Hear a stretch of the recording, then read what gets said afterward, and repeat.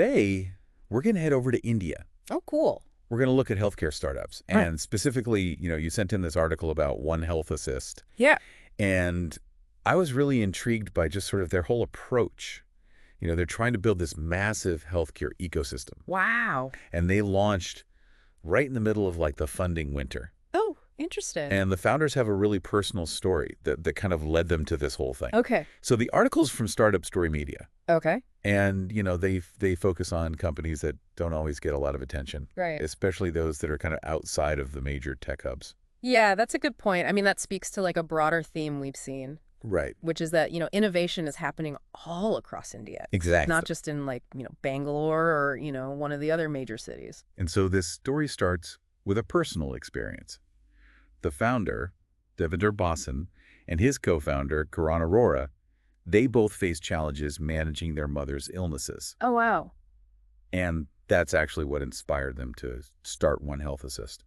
That's really powerful. I mean, I think when you have that kind of personal connection to a problem, Yeah. it just fuels, their passion and gives them a really deep insight into, the problem they're trying to solve. Absolutely. And the problem is something that I think a lot of us can relate to, just dealing with the healthcare system. For sure. It can be so overwhelming, especially when you're dealing with, a serious illness. Yeah. Everything's just kind of scattered around. Yeah, you got appointments and documents and treatments. It's all over the place. With different providers. So how does OneHealth Assist address this? Well, they've created something called the OneHealth Locker. Okay.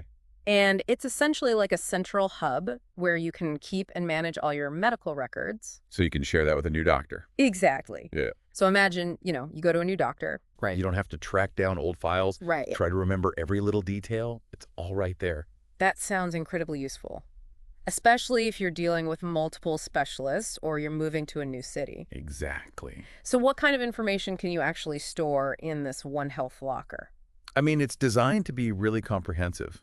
So you can store everything from your basic medical history, your immunizations, right, lab results, imaging reports, even prescriptions. Okay.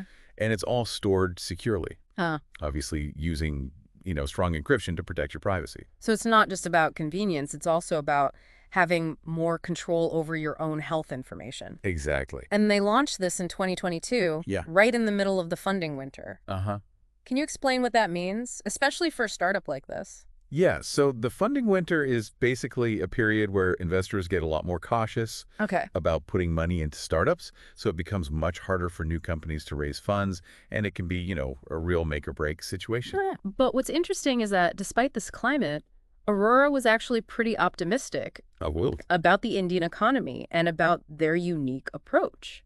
Interesting. I guess that comes from the fact that they're not just a medical records app. Right. It's much bigger than that. Exactly. Their goal is much bigger. They want to build a platform that integrates everything related to health and wellness. So we're talking about health management, nutrition, fitness, even health commerce. All in one place? All in one place, yeah. It's a very ambitious vision. Yeah. But it speaks to, this broader trend of technology playing a bigger role in healthcare.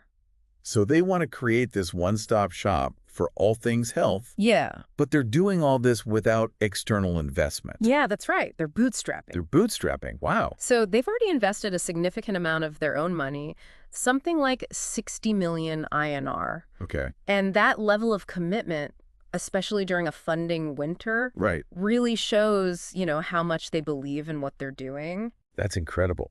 It makes you wonder how they plan to achieve such a massive goal without that external funding. I mean, creating a platform like this has to be incredibly expensive, especially when you're trying to integrate so many different features. Yeah, and that's where their resourcefulness comes in. I think they've been very strategic about their development. Okay.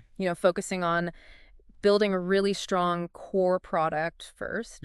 And then gradually expanding its capabilities. It's kind of a classic startup approach, prove the concept before you seek major investment. And it seems like despite the challenging funding environment, investors are starting to take notice. So even in a funding winter, a good idea with a strong team can still attract attention. Absolutely.